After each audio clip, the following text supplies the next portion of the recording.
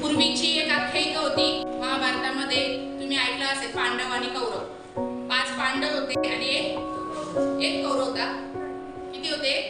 100 कौरव होते. महाभारताच्या वेळी त्या द्वापार युगामध्ये ती घटना घडलेली आहे आणि त्या 5 पांडवांची एक बायको होती, तिचं नाव होतं द्रौपदी.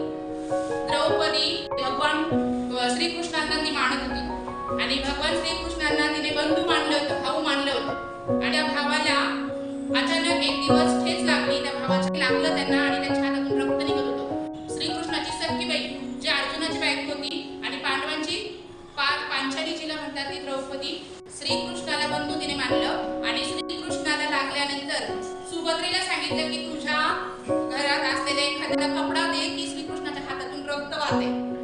आणि सुभद्रा थोडीशी गर्विष्ठ होती, सख्खी बहीण राहून ती पण म्हणे मी नाही करणार म्हणे, काहीच माझ्याकडे नाहीये.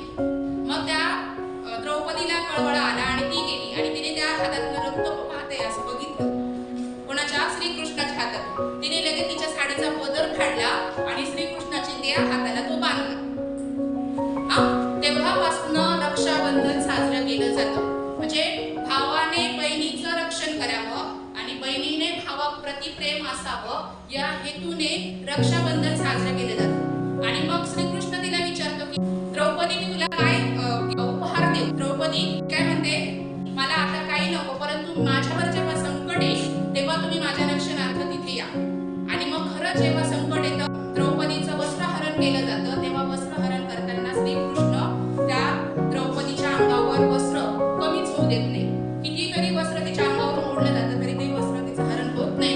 हे का आपल्या पद्मपुराणामध्ये सांगितली जाते आणि तेव्हापासून आपल्याकडे रक्षाबंधन साजरी केली. आपले जे विद्यार्थी आणि विद्यार्थिनी आहेत त्यांना त्या गोष्टीचं महत्त्व कळावं आणि आपली संस्कृती, आपली जे रूढी परंपरा ज्या पूर्वीच्या लोकांनी आणलेल्या आहेत त्या अशाच पुढे नेत जाव्यात. म्हणून सगळ्यांनी आपला हा रक्षाबंधनचा जो कार्यक्रम आहे तो उत्साहात पार पाडला पाहिजे.